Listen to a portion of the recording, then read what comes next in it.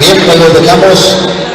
Vamos a pedirle al compañero que nos haga el honor de leer el currículum de tan distinguido invitado que tenemos el día de hoy. Muchas gracias, muchachos. Recibámoslo con otro fuerte aplauso, por favor.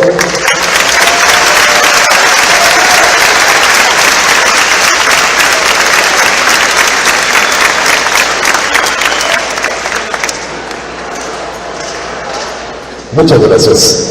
Pocas veces tenemos la oportunidad de poder contar con una personalidad tan importante en el ámbito social y religioso como lo es precisamente el invitado de hoy.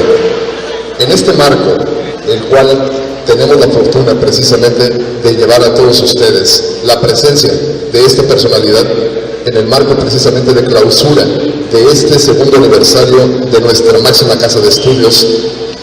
El decir que una vida dedicada a la actividad social realmente puede ser mucho o realmente puede ser poco, pero al entender la labor tan importante que tiene nuestro invitado, nos daremos cuenta que toda una vida realmente dedicada a las labores sociales y a contribuir a que esta sociedad sea mucho mejor, realmente se dice poco y se dice fácil, pero realmente requiere de un gran esfuerzo.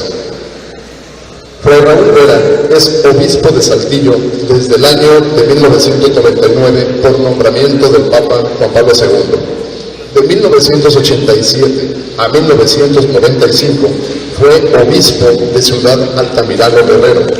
De 1995 a 1999 fue obispo coadjutor de San Cristóbal de las Casas para apoyar a don Samuel Ruiz, obispo diocesano. En ese ministerio contribuyó de manera muy importante para favorecer el diálogo entre el Ejército Zapatista y el Ejército Nacional, a fin que se garantizaran las condiciones de vida más justas para los pueblos indígenas. Actualmente preside la dirección del Centro de Derechos Humanos Fray Bartolomé de las Casas con sede en Chiapas.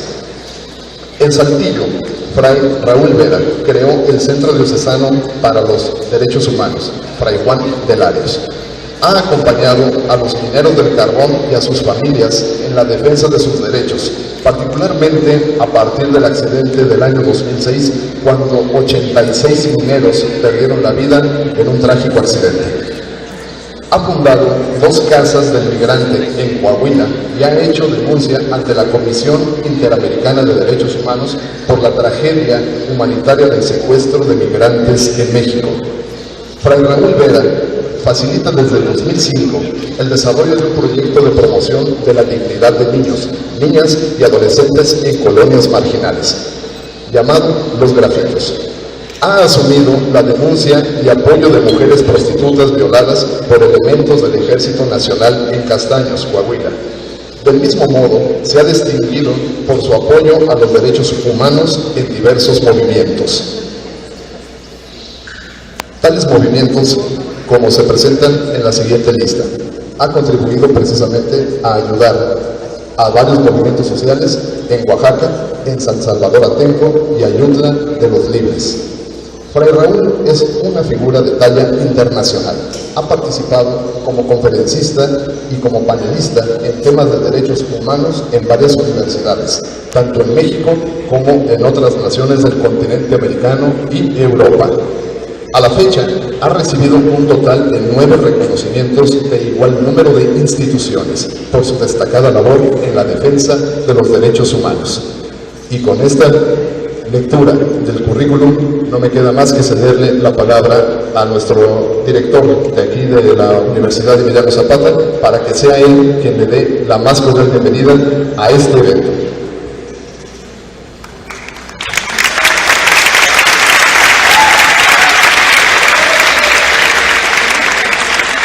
Muchísimas gracias maestro por la presentación y damos la más cordial bienvenida. Bueno, ya se la han dado ustedes con sus aplausos, con su júbilo cuando ha llegado Fray Raúl Vera a este lugar. Gracias por estar aquí y agradecemos también la presencia de directivos, de maestros, de las instituciones de la zona.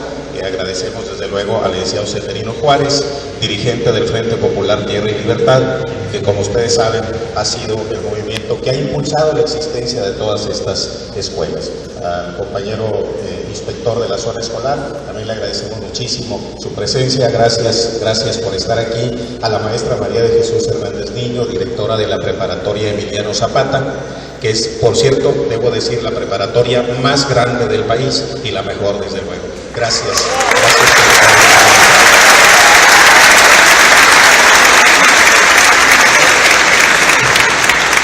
Y agradecemos la presencia del ingeniero Sergio Arellano, director de la Escuela de Artes y Oficios, vecino nuestro, y pues gran impulsor también de los movimientos sociales que dan lugar a todas estas instituciones educativas. A nombre del licenciado Alberto Anaya, rector de la Universidad Emiliano Zapata, le reiteramos la más cordial bienvenida. Fray Raúl Vera, está usted en su casa y esperamos con interés su mensaje. Muchísimas gracias.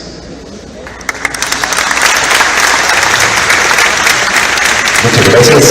Pedimos a continuación a nuestros invitados que pasen a tomar parte de su lugar para dar inicio a esta magistral conferencia con Fray Raúl Vera. Vamos a darle un fuerte aplauso, por favor, y que sean bienvenidos.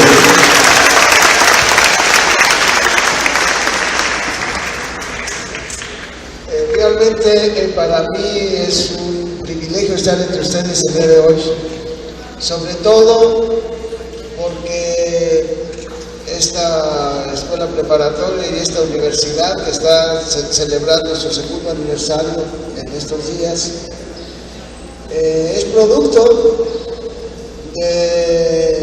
del trabajo y la lucha de este Frente Popular Tierra y Libertad, que ha generado desde la base social, que ha generado a partir de ciudadanos que se convierten en sujetos constructores de una sociedad nueva y de unas condiciones de vida nueva, ha generado todo esto en donde ustedes están ahora disfrutando de un proceso educativo que les permite prepararse y desde el día de hoy ya hacerse responsables como ciudadanos jóvenes de este país de un proyecto diferente para nuestra patria. Esto ténganlo por seguro que es algo que quienes trabajamos en todos estos procesos sociales que aquí estuvieron de alguna manera enumerando a partir de mi presencia entre ustedes. Esto es lo que más a mí me agrada, lo que más me entusiasma. Por ejemplo, han dicho que soy ahora director del centro, presidente del Centro para la Defensa de los Derechos Humanos de los indígenas, que es el Fray Bartolomé de las Casas.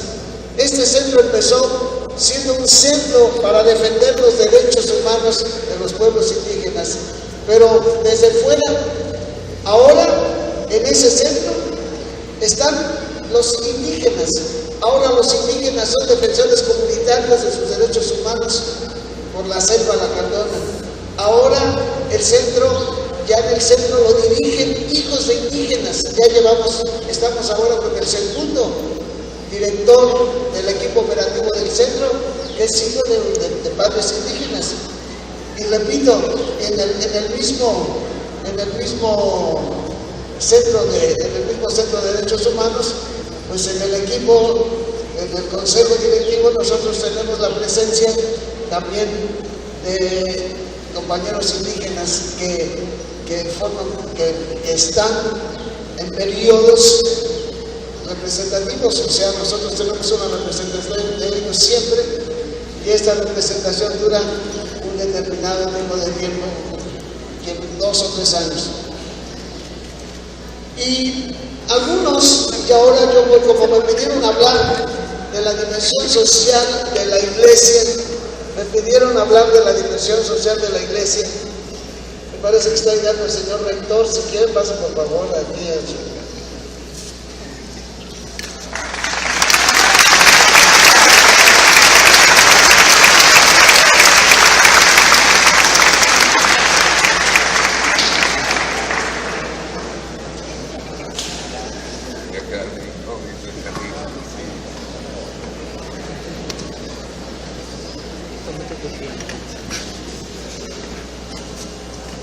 Les decía que me pidieron hablar de la dimensión social de la iglesia. Bueno, la dimensión social de la estructura de la iglesia, en primer lugar, es una dimensión social que le dio Jesús.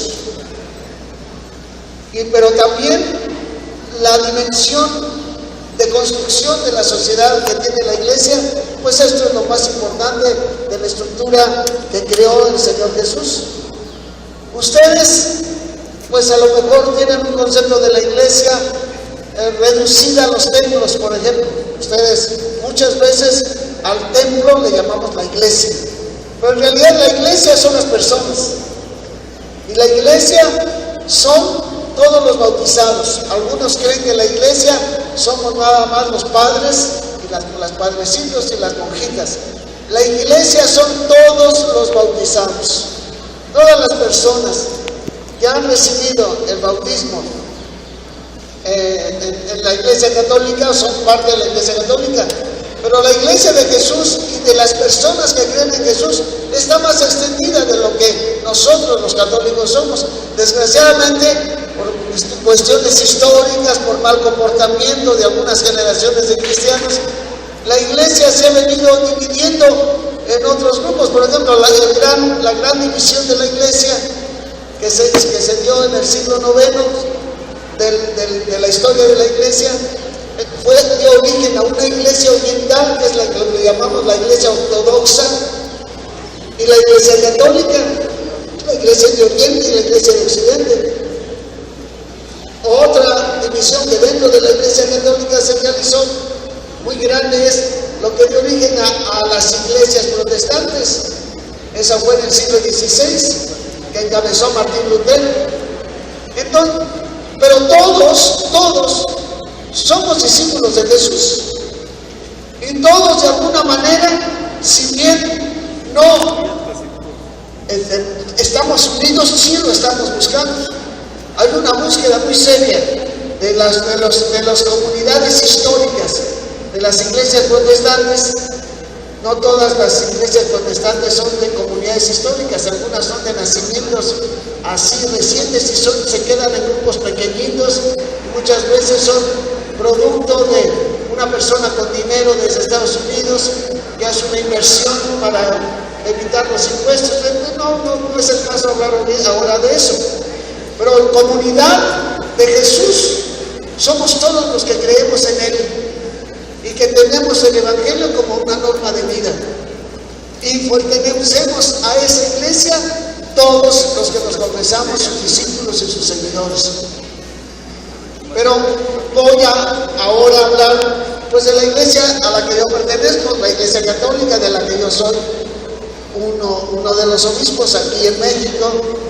En el mundo habemos entre 4 y 5 mil obispos. 4,000 vamos a quedarnos.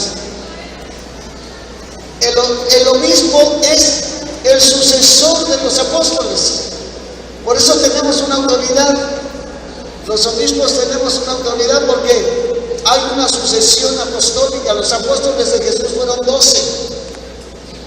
Pero ellos fundaron iglesias, fueron fundando comunidades de discípulos, como Cristo se los mandó, vayan por el mundo. Claro, ellos, el tiempo que les tocó vivir, no es que hayan llegado muy lejos de Palestina. Sí llegaron al Asia, llegaron al norte de África, llegaron a Europa, sí, hasta el norte de Europa. Llegaron a Europa, pero los discípulos como tales, ellos influyeron en la parte más bien del sur de Europa, los discípulos. Y repito, en Asia, sobre todo en el sur de Asia. Pero esas comunidades que fundaron ellos requirieron jefes también que ellos nombraron para que presidieran, y ahí empezaron a surgir los obispos, que la palabra obispo viene del griego, que significa vigilante. Entonces, conforme ha venido creciendo la iglesia, pues se va dividiendo la iglesia en diócesis. Ya cuando hay una iglesia, desde el principio se formaron las diócesis. El término diócesis obedece al modo de organización que tenía el Imperio Romano. Así es por lo que surgieron las diócesis. Y las diócesis, los obispos tienen la colaboración de los presbíteros desde el principio, que son los que conocemos más con el nombre de sacerdotes. Esos sacerdotes tienen a su cargo grupos más pequeños dentro de una diócesis que se llama parroquia. Esto es más o menos a grandes pasos la estructura que tiene la diócesis, que tiene la iglesia. Pero repito, ni somos los padrecitos y las madrecitas los únicos que formamos la iglesia. Todos los que viven en una parroquia y en una diócesis, sacerdotes, el obispo u obispos, las religiosas y religiosos, y ustedes que están aquí, que son los laicos, son parte de la comunidad de la iglesia. Y ustedes tienen un papel muy importante, tienen un papel importantísimo en la iglesia. La iglesia, la dignidad de ustedes. Yo, por ser obispo, no tengo más dignidad que ustedes. La única dignidad que tenemos en la iglesia, todos los bautizados, es la que nos da el bautismo. El hecho de que yo sea obispo y que reciba en una ordenación, nos ordenan, a un sacerdote lo ordena a un obispo lo ordena a otro obispo, a una religiosa la recibe una superiora, la superiora de la comunidad en donde entra, o a un religioso. Pero lo que recibimos, lo que tenemos los obispos, lo que tienen los sacerdotes, lo que tienen las religiosas y lo que tienen ustedes para hacer presente el evangelio y la salvación que Cristo trajo al mundo, en el mundo, todos lo recibimos en orden a trabajar por el reino de Dios. Los dones que reciben las personas que se casan, también la gente se casa por la iglesia. Los dones que recibe el sacerdote cuando lo ordena el sacerdote, la religiosa cuando hace sus votos, todo es para construir el proyecto de Jesús en el mundo, que Él lo llamó reino de Dios. Construir un reinado de Dios en el mundo, un reinado de Dios en la historia. Y aquí viene esta dimensión social que la iglesia tiene. La dimensión social de la iglesia, la dimensión de construir sociedad, es esta. Es esta. ¿Qué es lo que nos da el evangelio? ¿Y qué es lo que nos da nuestra vida cristiana para construir sociedad? Nos da honestidad, nos da las normas de la convivencia en la paz, nos da la fortaleza para actuar con justicia, nos da la fortaleza para actuar con dimensión ética. Esto es lo que da la salvación de Jesús. Esto es otro concepto que nosotros mismos, yo creo que no lo hemos explicado bien, digamos los que formamos a la gente, los que estamos predicando el evangelio, hemos dado la impresión de que la salvación de Jesús solo se da después de esta vida.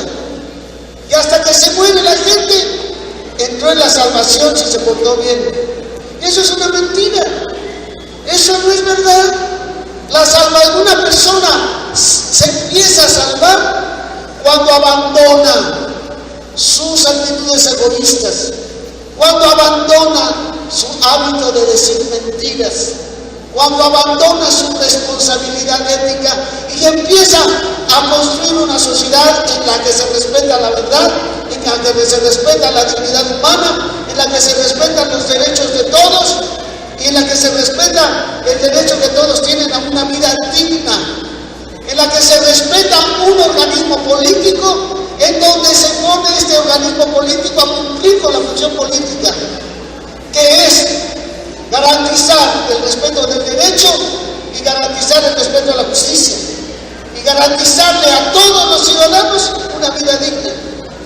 Pero en la construcción de sociedad no nada más los políticos entran, entramos todos los ciudadanos prestando distintas clases de servicios. Aquí, por ejemplo, en esta escuela, pues hay unos directivos, hay unos docentes, hay un equipo de administración, etcétera. De la misma manera que en un hospital hay todo un proceso profesional, hay un proceso administrativo. En todo el organismo social, todos los ciudadanos intervenimos. Entonces, ¿qué es lo que Jesús da? ¿Cuál es la fuerza que Jesús da? Y que es precisamente la que la iglesia o los miembros de la iglesia tienen para poder garantizar una construcción de sociedad que valga la pena. Es eso, Jesús, los que tenemos fe en Jesús, sabemos que es el Hijo de Dios. Cuando vamos a la Eucaristía, estamos recordando una alianza que Dios vino a hacer con el mundo por medio de Jesús. Creerle a Jesús es aceptar con Él un pacto, ya que se habla tanto de pactos ahora, es aceptar con Él un pacto en el que nos comprometemos a construir el mundo como Dios lo diseñó. Dios nosotros los que creemos en Jesús creemos en un Dios creador. Los que creemos en Jesús aceptamos la Biblia. Y perdónenme que les diga esto, pero leer la Sagrada Escritura el día de hoy es muy interesante. ¿Por qué? Porque hubo un tiempo en que la Sagrada Escritura se leía sin un aspecto crítico, sin ningún aparato crítico, sin ningún análisis exégesis literaria, es decir, sin considerar para nada los géneros literarios en los que fue escrita la Biblia, las condiciones históricas en las que surgieron los libros de la Biblia, sin considerar todo aquello que en la Biblia está contenido, pero para un contexto humano y que produzca la vida. La Biblia no es un montón de reglas morales nada más, de prohibiciones, como algunos lo quieren presentar. No, la Biblia nos enseña a entender la vida como Dios nos la dio. La Biblia nos enseña a estar capacitados para producir vida, para producir paz, para producir justicia. Esto es lo más bello. Cuando uno empieza a leer la Biblia, vamos a decir, con un cierto grado de responsabilidad. Y también ayudados por profesionales. Existen profesionales de la Biblia. Existen escuelas. Yo conozco yo soy dominico, soy religioso dominico, soy fraile dominico. Y nosotros los frailes dominicos tenemos una escuela de arqueología bíblica en Jerusalén, en donde se van a formar personas que se capacitan para leer la Biblia, ayudarnos a leer la Biblia de manera correcta. Y una manera correcta de aprender a leer la Biblia es tener una guía. Hoy las Biblias traen un aparato crítico abajo, traen notas con aparato para que entendamos qué querían decir las cosas en aquel tiempo y cómo hoy nosotros tenemos que entender la Biblia para nuestro tiempo. Esto es muy importante. Es una de las partes muy interesantes. La reflexión teológica, ustedes oyen hablar de teólogos, es lo que hacen, pero necesita una base bíblica y una base bíblica actualizada y profundizada profesionalmente por expertos que nos ayudan a entender de manera correcta y de manera mucho más abierta de lo que a veces nos quieren presentar la Biblia. Entonces, la dimensión social de la iglesia tiene dos aspectos. Un aspecto interior, la iglesia es una sociedad en donde su estructura tiene que ir a la formación de los cristianos. No se vale que nosotros bauticemos a un cristiano y no lo formemos. para que conozca la palabra de Dios y conozca sus responsabilidades en el mundo. No se vale. Es muy feo que un padrecito lo único que se dedica sea a dar sacramentos y no organiza su parroquia. No organiza su parroquia en cursos, no organiza su parroquia con atención a la problemática que está viviendo nuestra sociedad. No se vale, el día de hoy no se vale que una parroquia no tenga todo un proceso en donde atienda los derechos humanos, en donde atienda una formación ciudadana madura, para que no se pongan a vender el voto los cristianos, para que no se pongan a apoyar sistemas políticos que están echando a perder al país, para que los empresarios que se dicen cristianos lleguen a sus empresas a explotar al pobre trabajador. No se vale que un cristiano el día de hoy se sí, hoy no se vale eso.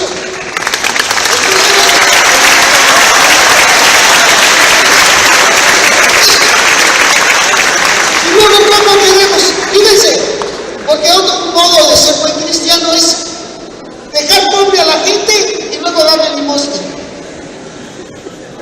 Hacer pobre a la gente y luego entregarle allí, además, un dinero que no se le ha pagado a los obreros. Un dinero, pagas mal a los obreros, claro que ganan mucho. Y luego dices, el que está ayudando es el obrero, porque ese salario es del obrero, ¿no? Que nunca le pagaron. Entonces, ya no se vale nada más, repito, generar que la iglesia crea que hace el bien cuando solamente da asistencia al pobre. ¡No! Y lo dijo el beato Juan Pablo II. Tenemos, decía, que cambiar las estructuras sociales y políticas y económicas que producen pobreza, que producen a los pobres. Esto es parte de la formación cristiana. Aprender a organizar la vida con responsabilidad con el hermano y con la hermana. Y desbaratar esos procesos en donde de manera sistemática se están produciendo pobres, se están produciendo enfermos, se está produciendo gente que no tiene ni una casa digna, se está produciendo gente que vive allí, así nada. Por eso me da mucho gusto que me haya invitado aquí, porque esto es, aquí hay un proceso en donde se han organizado para salir de una situación social que no se merece nadie. Y han tenido que enfrentar problemas, ya ha habido muertes, todo esto me lo tuvieron planteado. Qué bueno que llegué a buen tiempo. Qué bueno que llegó a buen tiempo, porque si no, yo no hubiera sabido donde el tesorito que tenía frente a mí.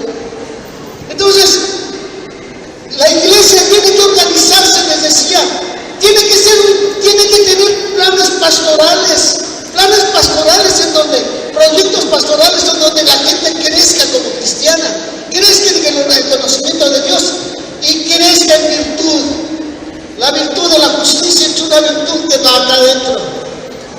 Una persona que no tiene la virtud de la justicia puede andar allí pidiendo justicia y luchando por la justicia, pero cuando la pone donde él se le olvida la justicia y empieza a ser igualita que los otros. Empieza a ser igualita. Se monta con nosotros, como dijo uno, oye, el otro día estaban 3 golpeando a un cuate, que me meto, y entre los 4 le pusimos una. Así sucede, que cuando tú estás afuera del sistema opresor, te metes, ¿verdad? Cuando ya llegas, yo llego aquí, y luego ya eran 4, pero entre los 5 se pusieron para el pueblo, no se vale eso. Entonces, la virtud de la justicia, la comprensión de lo que es la vida humana, la comprensión de lo que son los derechos de la persona. Esto, hermanos, es parte de lo que Dios nos enseña. De ninguna manera, yo creo, a mí me dicen, oiga, ¿cómo le hace? Usted se cambia de gorra, se pone la gorra de los derechos humanos, y se mete, y se pone la gorra de cura, y se mete, y dice, no,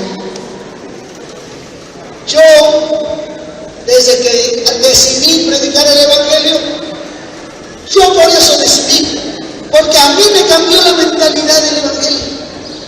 Yo estuve también en una universidad, la Universidad Nacional. En aquel tiempo era menos difícil, estoy hablando así como me ven, pues sí, en los años 60 yo estudié en la Universidad Nacional. Me tocó el movimiento del 68. Participé en todas las manifestaciones del 68, menos en la de Tlatelolco, porque ese día tuve que ir a reprogramar mi examen profesional. Yo ya era pasante de la universidad. Pero yo cuando llegué a la universidad, llegué para tener la casa rica. Iba a ser ingeniero, yo soy ingeniero químico. Entonces, llegué para tener la casa rica, el carro sport y la esposa guapa. Eso era mi ideal de ingeniero, ¿verdad? Y hacer rico al empresario, dueño de la empresa, yo tener un buen salario para comprarme la buena casa, el buen carro y claro, conseguirme una muchachita de buen ver.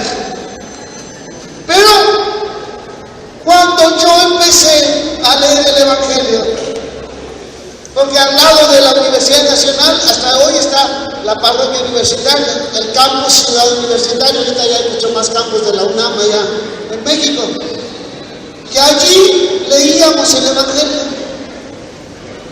Y allí aprendí a ver cómo se producen los pobres, cómo son los sistemas sociales injustos los que producen la pobreza. Ser pobre no es cuestión de mala o buena suerte. Ser pobre no es eso. Ser pobre es ser víctima de causas que se ponen en la sociedad para que unos cuantos vivan de los demás. Punto. Y es un sistema producido. Ahí tienen la Ley Federal del Trabajo. Hoy en la Ley Federal del Trabajo se puede contratar por horas. Ya no va a haber horas extras. Hasta antes de estas reformas a la Ley Federal del Trabajo, tú entrabas a ser contratado por 8 horas. Y si querían que trabajaras más de 8 horas, te las pagaban del doble. Hoy ya te contratan por horas. Aunque dijo nuestro secretario ejecutivo de la CTM, que ya también, así como Fidel Velázquez, también ya lleva no sé cuántos años allí, dice, pues a ustedes los van a contratar por horas, y lo pusieron así con una mano aquí y un bastón acá. A ustedes los van a contratar por horas, a nosotros nos contrataron por siglos y se aguantan. Nos contrataron por siglos para ser de la CTM. Entonces, en ese sentido, hermanos, fíjense bien, ahí está cómo se hacen leyes para que los pobres obreros tengan que trabajar para el patrón de esclavos. Hoy ya no hay reconocimiento de enfermedades industriales en la Ley Federal del Trabajo. Hoy ya no hay reconocimiento de accidentes industriales. Eso también ya se puede ir. Así estamos. Hoy te pueden contratar por 30 días, 60 días, 90 días para que no hagas derechos. Todo esto es por ley y esto está reconocido. O sea, los obreros y las obreras, los empleados y las empleadas van a ser de aquí en adelante todavía más pobres, producidas por un sistema injusto, corrupto, a favor de un sistema mundial que está solamente pensando en que se enriquezcan unos cuantos. Entonces, ¿cómo uno? Fíjense bien, yo les voy a hacer un planteamiento, ya con esto yo termino mi palabra, así, luego ustedes pueden hacer preguntas, ¿se vale? ¿Sí? Ok. La tierra es una casa para todos. El planeta Tierra Dios lo hizo para que lo disfrutáramos todas las personas que vivimos en él a través de la historia. Esto está claro en los evangelios. Les pongo una parábola que Jesús dijo. Dice Jesús, había un hombre enfermo y pobrísimo, lleno de llagas, sentado afuera de la casa de un hombre muy rico, que comía con una gran opulencia, que comía con un gran lujo, se vestía igual y vivía en todo. Y jamás, ni siquiera las migajas que caían de su mesa se las dio al pobre. Cuando murieron el pobre Lázaro, el pobre murió y él se fue, lo que llamamos el cielo. Jesús habla del seno de Abraham, que es el cielo. Y el rico, opulón, egoísta, se fue al infierno. Y vio a Lázaro junto a Abraham allá en el cielo. Le dijo: Padre Abraham, manda a Lázaro para que ponga su dedo en el agua, porque aquí estoy en un lugar de tormento y me quemo de sed. No se puede, hijo, no se puede, porque estamos en un lugar en donde no podemos pasar de aquí para allá, y ustedes tampoco de allá para acá. Esto lo dijo Jesús. Y le dice: pero es que yo sufro mucho aquí. Lázaro en la tierra tuvo males, y por eso ahora aquí goza de bienes. Tú en la tierra tuviste muchos bienes, y por eso ahora padeces. Le dice: oye, manda a Lázaro para que les advierta a mis hermanos, la herencia de nuestra familia nos permite vivir así como viví yo, que les avise, que les advierta para que no vengan aquí. Y dice: allá tienen a Moisés y a los profetas. Ahí está. Fíjense bien, después explico esto. Ahí tiene a Moisés, que los escuchen. Dice: pero es que si resucita un muerto, le van a creer. Y dijo Jesús: si no le creen a Moisés y a los profetas, tampoco creerán aunque resucite un muerto. ¿Qué quiso enseñar con eso Jesús? Que tienen razón aquellos que dicen que la materia, que las cosas las crea un demonio malo, un Dios malo, y que las cosas buenas como el alma la crea un Dios bueno. Se llaman maniqueos, porque se llamaba Mane, así se llamaba el autor de estas ideas, de que había dos dioses: el Dios del mal, que es el que hacía el cuerpo con el que pecamos, y el Dios del bien, que es el que hace el espíritu. Y eso es mentira. No, Jesús no era maniqueo. ¿Saben qué se le olvidó a Lázaro? Que las cosas de la tierra son para todos, y que si hay pobres en la tierra, que está dicho en el Deuteronomio, si hay un pobre entre ustedes, no, primero les dijo Dios desde el Antiguo Testamento a los judíos: no debe haber pobres entre ustedes. Y más adelante, así, 3 versículos después: si hay un pobre entre ustedes, trabajarán para que salga de su pobreza. Y dice la tercera advertencia: y cuídense que siempre tendrán pobres entre ustedes. Fíjense bien, o sea, jamás debemos descansar para que esta sociedad sea justa. ¿Qué quiere decir con esta parábola Jesús?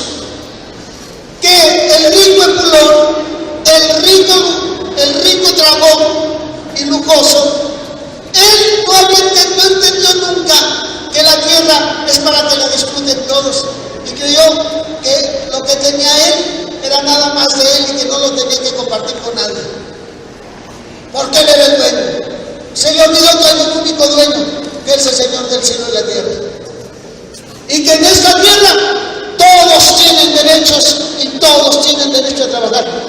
Váyanse a la página web de las Naciones Unidas, saquen la Declaración Universal de los Derechos Humanos, ahí está, busquen Declaración Universal de los Derechos Humanos, ahí está, y verán que todas las naciones, la mayor parte de las naciones del mundo han firmado la Carta de las Naciones Unidas, que se creó el 10 de diciembre de 1948, después de las dos guerras mundiales, y la Declaración Universal de los Derechos Humanos, en donde dice con toda claridad: todo ser humano que viene a esta tierra tiene derecho al cuidado de una familia, tiene derecho a la paz, tiene derecho a la buena alimentación, tiene derecho a la educación, tiene derecho a la salud, tiene derecho a la libertad, tiene derecho a tener un gobierno que le dé paz, un gobierno que establezca el derecho, tiene derecho a ser una persona que colabore, tiene derecho a moverse libremente por donde quiera. Así toda la Declaración de los Derechos Humanos. O sea que nosotros los cristianos también tenemos que compartir lo que hay en el fondo ético de cada persona y en la conciencia moral de cada persona.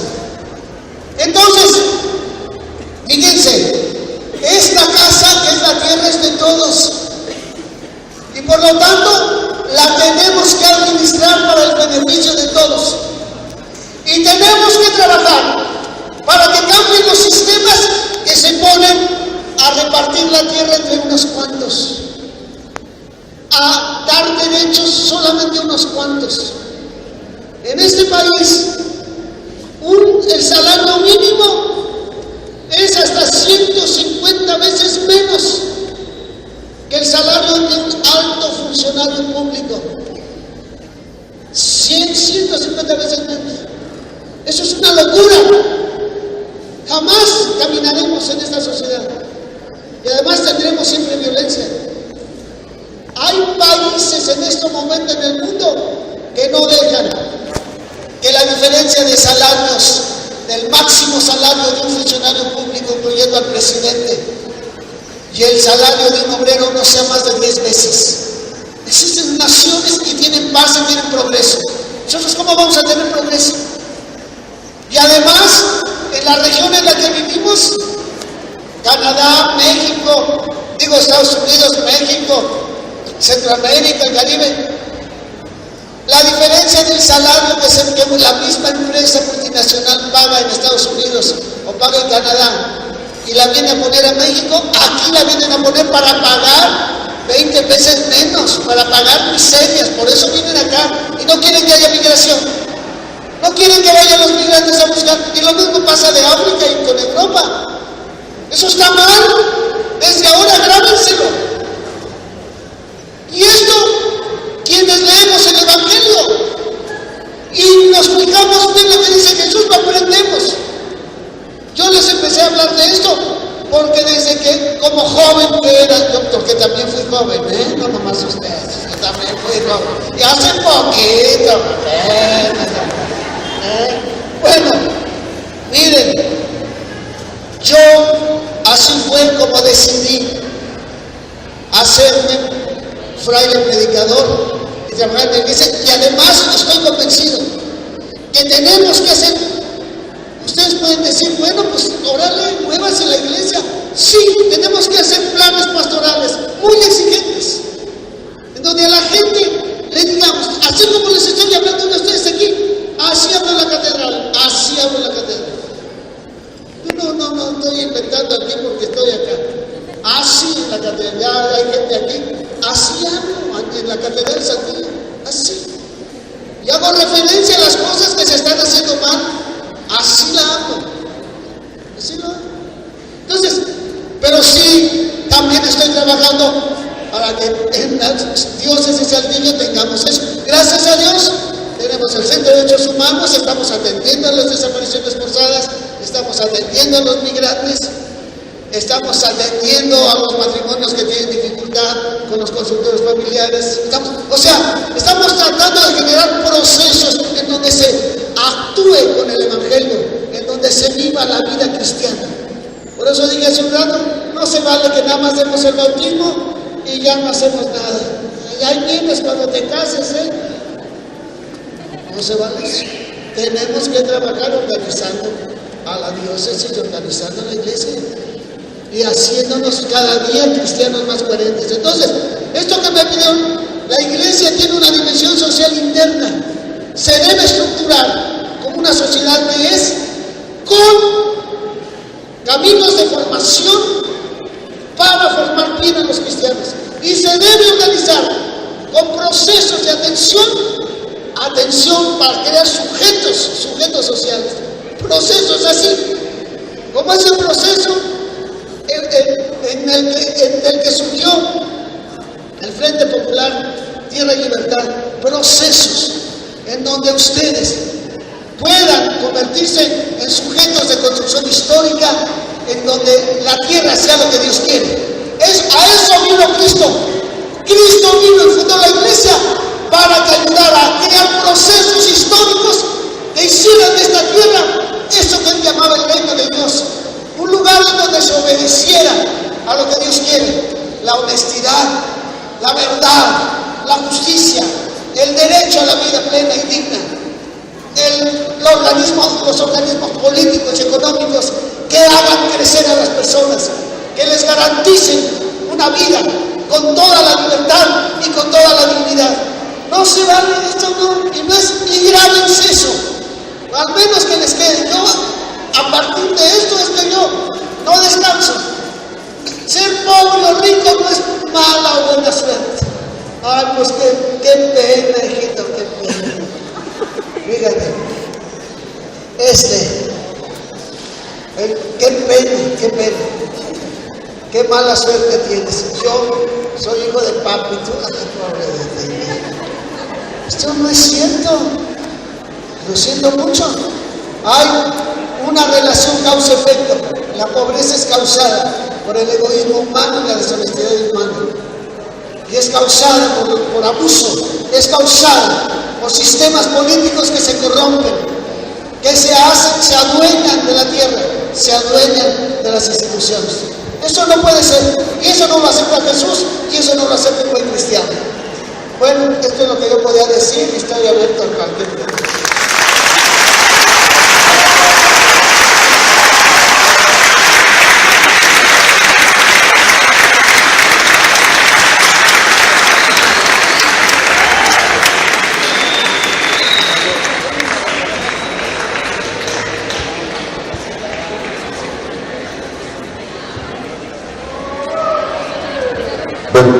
Bien, compañeros, ¿alguien tiene alguna pregunta sobre el tema? Por favor.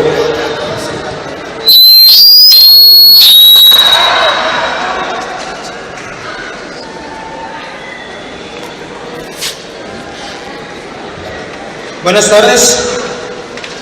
Antes que nada quiero felicitarlo porque veo en la forma en que hace, lo que está haciendo, que hace lo que le gusta, lo hace con mucha pasión, con mucho, como diríamos popularmente, con mucha enjundia, y eso motiva mucho a las personas. Bueno, al menos a mí.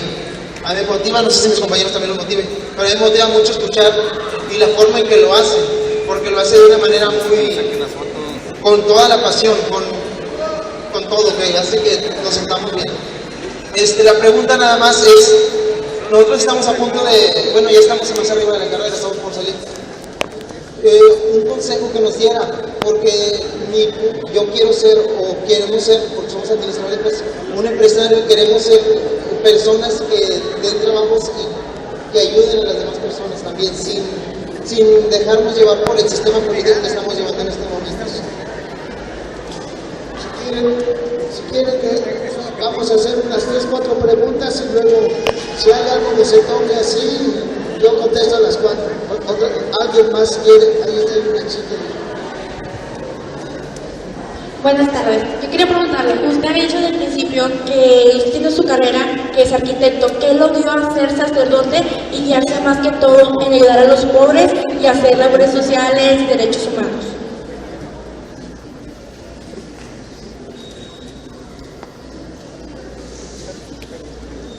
Bueno, mucho gusto de haber escuchado su conferencia. Habló pues prácticamente de todo. Yo quiero en lo personal preguntarle, que nos convite, que nos diga, porque vivió directamente con los zapatistas, con el estado de Chiapas. Nos gustaría que nos dijera algo de ese movimiento.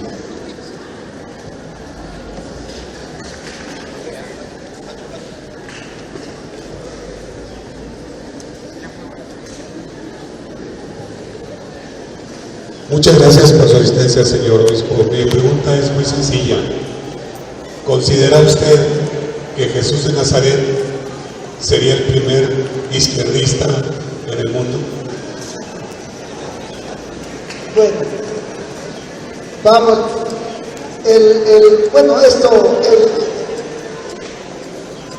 esta manera Jesús es muy completo. Jesús, gracias a Dios, Jesús no se colocó en ningún espacio. Jesús habló la verdad, y la verdad no tiene color, ni tiene sabor, ni tiene un punto de referencia de los polos de la tierra, o etcétera. Jesús simplemente dijo la verdad, que hay personas que han llegado a la verdad y que por el hecho de trabajar por esa verdad, por la justicia, etcétera, se les ha puesto un cliché. Pues no me gustaría poner un cliché a Jesús, porque no me gustan los clichés. Entonces, pues es la persona que más claramente ha hablado y que nos ha dicho que todos somos iguales y que todos tenemos dignidad, con toda claridad, sin ninguna mano. Entonces, ya quien esté en un lado o en otro, porque yo considero que también, sí es cierto, hay marcas políticas fuertes, pero yo no me gusta ponerme de una marca y en otra, porque si no empezamos a tener apreturas. Es Jesús, el Señor de la verdad, y Él no necesitaba que le apoyara ninguna facción. Eso es lo que quiero decir. Ahora, de que sí entiendo lo que te quieres decir, o sea, es la primera persona libre que no le interesó y por eso murió, claro que sí, eso que ni qué. Bueno, la pregunta que me hacías tú, mira, haces una pregunta muy interesante. Hay que buscar otro tipo de asociación. Te pongo el ejemplo de los cafetaleros indígenas. Los cafetaleros indígenas armaron cooperativas, pero de muchos socios. Y gracias a eso, los cafetaleros indígenas pudieron exportar su café directamente a los consumidores sin pasar por todas esas rebanadas que les hacen el Banco de Comercio Exterior y todas las cosas. Sí tenían que poner requisitos, pero salieron a vender su café. Entonces, ¿quieren ustedes hacer una empresa? Tienen que ser esto que llamamos las empresas sociales, y las tienen que hacer con esa mentalidad, y van a sufrir y les van a poner límites, pero tienen que perseverar. Si quieren hacerlo, sí se puede hacer, pero ya piensas distinto, tienes que considerar muchos otros que piensen distinto, y tienes también hay que trabajar para que cambien, para que quiten todos los candados que siempre los que protegen. Claro, si tú vas a hacerle competencia a una empresa protegida por el gobierno, te va a poner candados y candados, y tienen que hacer mucho cabildeo ahí entre sus legisladores, pues para que hagan las cosas como se deben. O sea, sí necesitan ustedes hacer. Nosotros, para defender a los migrantes, tenemos que hacer trabajo entre los legisladores, tenemos que hacer trabajo entre las instituciones públicas para que cambien las políticas públicas para los migrantes. Y hemos logrado cambios de la ley, los hemos logrado, gracias a Dios. Entonces sí se puede. Claro. Ahora tú me preguntabas de por qué. Pues eso es lo que decía. Mira, yo me di cuenta que yo nada más pensaba en mí, así como el rico Pulón. No iba a ser rico yo, como ingeniero químico no iba a hacer mucho dinero, claro. Estos maestros me decían, ¿quieren hacer dinero? Van a ser de toreros o de boxeadores, pero aquí no van a hacer dinero, ok. Pero cuando yo me di cuenta que yo tenía una carrera porque los obreros pagaban sus impuestos, porque los campesinos contribuían, ahí fue en donde yo empecé a entender que tenía un compromiso con los pobres, que tenía un compromiso con los más desprotegidos. Y sobre todo cuando entendí esto de las estructuras que producen a los pobres. Y yo vi cómo sangraban al país las industrias multinacionales. Como ingeniero químico, yo podía ir a trabajar a Pemex, pero no tenía padrino. En ese tiempo era la química, no tenía nada. En ese tiempo diría, no tengo relación con Romero de Champs, pues así es que ¿para qué le digo? Entonces, yo no tenía entrada a Pemex. Solamente me podía poner en manos de todos esos Dráculas que sangraban al país como lo sangraban. Y yo dije, la primera opción fue, yo no trabajo para las multinacionales, yo me quedo en la universidad a crear conciencia de los estudiantes. Cuando vino el movimiento del 68 dije, es muy poco lo que yo voy. El movimiento del 68 nos puso a los estudiantes que nos comprometimos en esa época, nos puso en claro el panorama nacional. No estábamos buscando nuestro bien, estábamos buscando el bien de México. Y allí yo dije, no, tengo que buscar un espacio en donde tiene que la nación se tiene que beneficiar. Entonces fue cuando decido irme a ser fraile predicador, porque los frailes predicadores dominicos, así se llaman los dominicos, orden de predicadores, habían cambiado toda mi vida y me habían dado otra mentalidad. Entonces, pues ya, con el riesgo de que se fueran a suicidar 2 o 3 chicas por mí, pues me fui de fraile. Nadie se suicidó.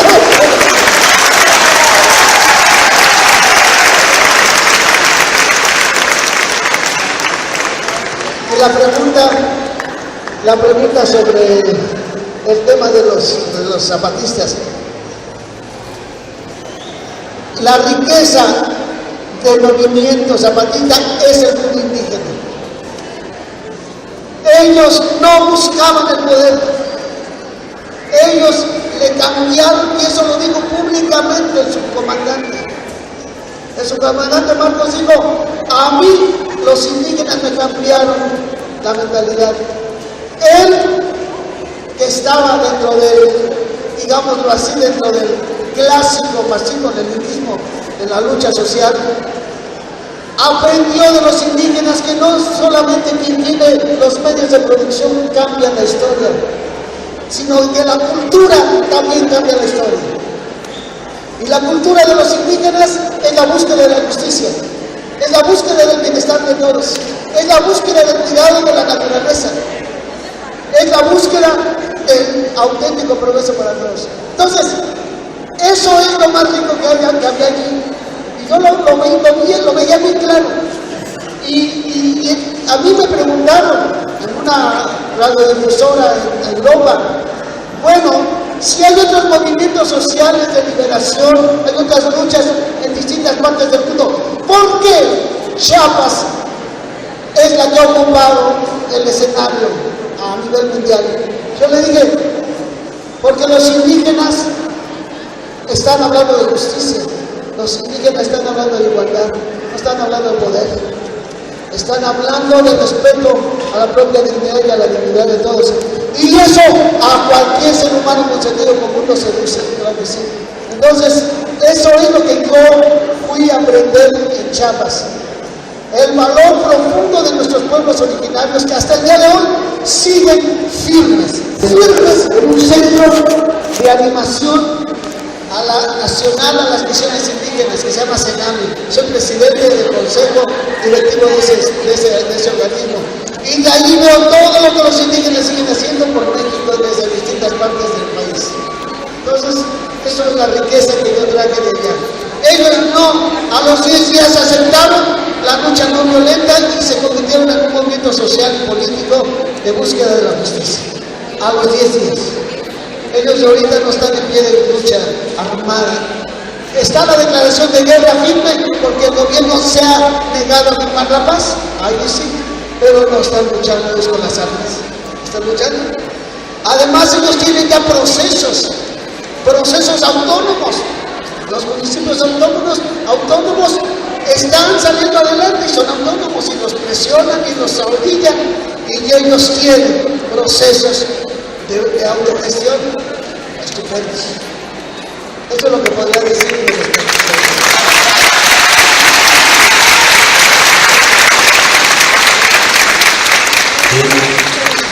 ¿Alguna otra pregunta? Profe, bien, vamos a permitir hacer una intervención de nuestro rector de la Universidad de Emiliano Zapata, fundador de la preparatoria Emiliano Zapata, fundador de la Escuela de Artes de Oficios, Centros de Desarrollo Infantil, precursor de la educación en esta zona norte de nuestro país, y obviamente nuestro dirigente, el licenciado Alberto Anaya Gutiérrez.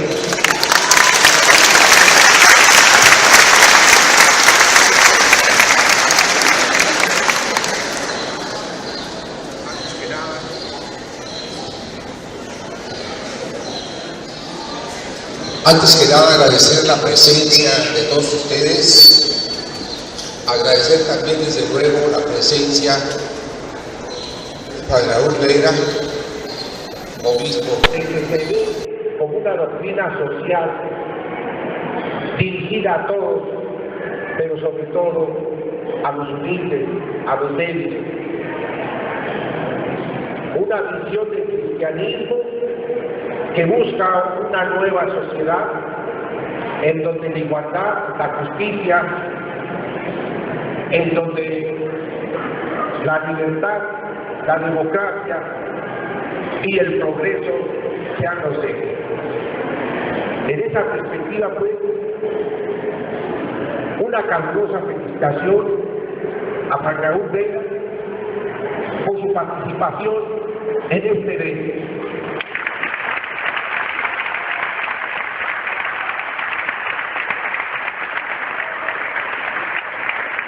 Una pregunta que también tiene mucha actualidad.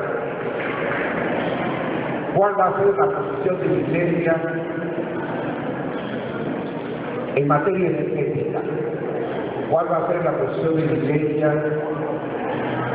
contra la amenaza que se pierde sobre todo los mexicanos de privatizar de nueva cuenta la industria petrolera, que hoy por hoy es un pilar, debe ser un pilar fundamental para mantener la independencia, la soberanía y una gran palanca para impulsar el desarrollo futuro de este país?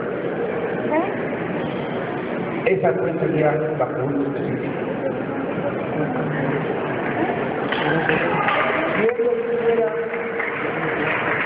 Yo quisiera hablar a modo personal. Desgraciadamente yo no tengo la autoridad de representar aquí a toda la Iglesia mexicana. Voy a hablar de lo que es mi personal opinión y de lo que yo creo con toda sinceridad que sería la posición evangélica. Dado que los energéticos son un recurso estratégico para que mantengamos la libertad, porque de los energéticos como el petróleo depende todo el desarrollo, todos los mecanismos del desarrollo de nuestro país, no solamente, sí, de manera especial, en el terreno del intercambio comercial y del desarrollo industrial y de la producción, que también afecta sin duda la vida de los mexicanos. Creo, con toda verdad, que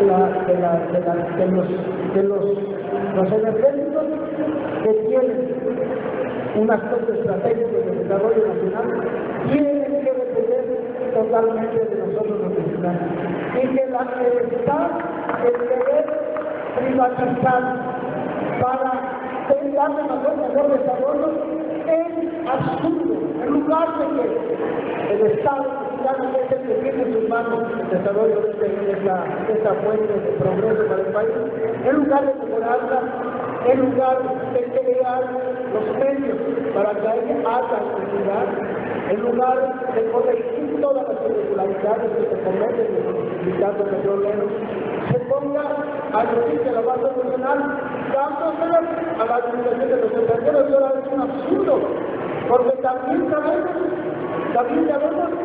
del petróleo, de la venta del petróleo, depende en gran medida el sustento de todo el equipo político y de todas las distancias que mantienen al Estado mexicano en cuanto a las estructuras con las cuales tenemos que funcionar. Estoy hablando de todo lo que dependerá de salarios para los funcionarios, todo lo que dependerá de recursos para el desarrollo del país. Depende de la medida de recursos. Es absurdo, es totalmente absurdo.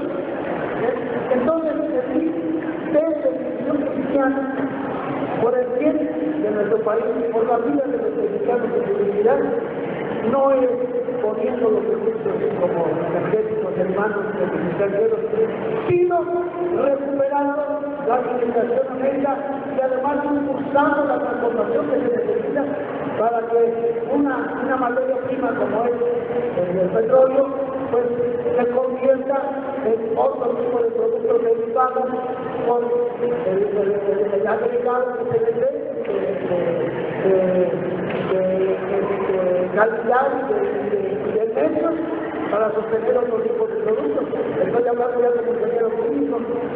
Se tiene que generar una industria petroquímica que nos permita utilizar el petróleo de forma racional. Eso es lo que yo digo.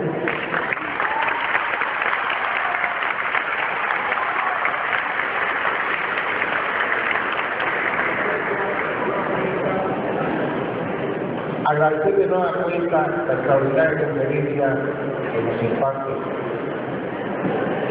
Raúl Veira.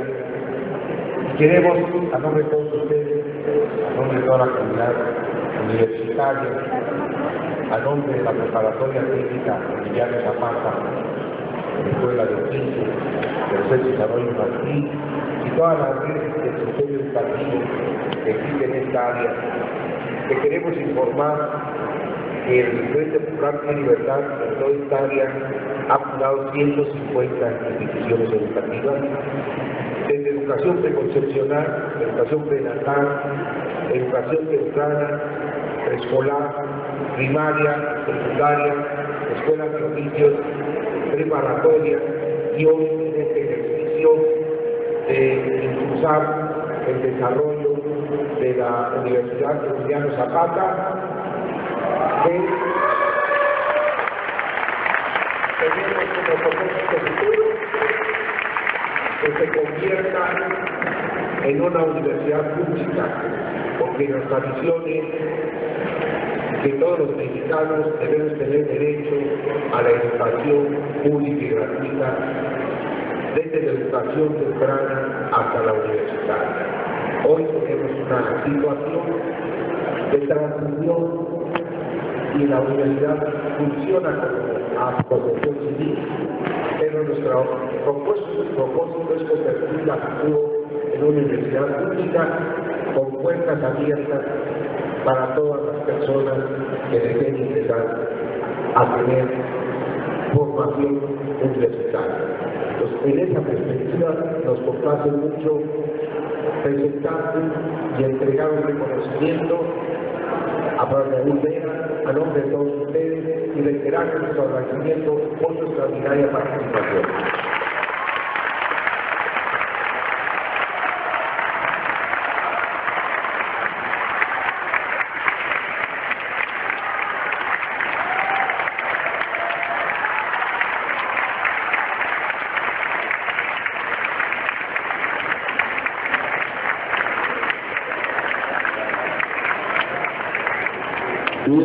Compañeras, compañeros y distinguidas personalidades que nos hicieron el favor de acompañar el día de hoy.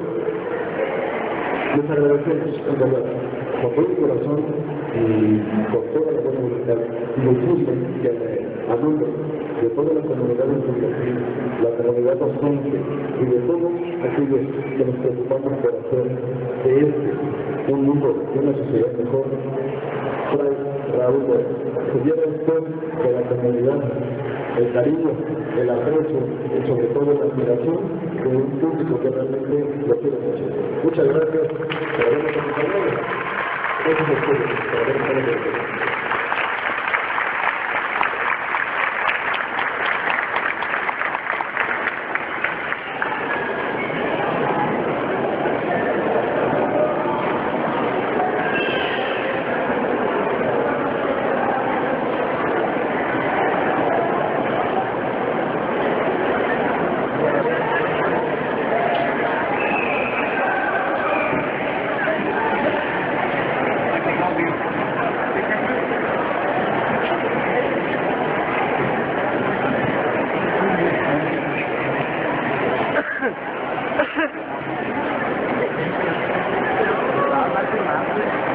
oficina.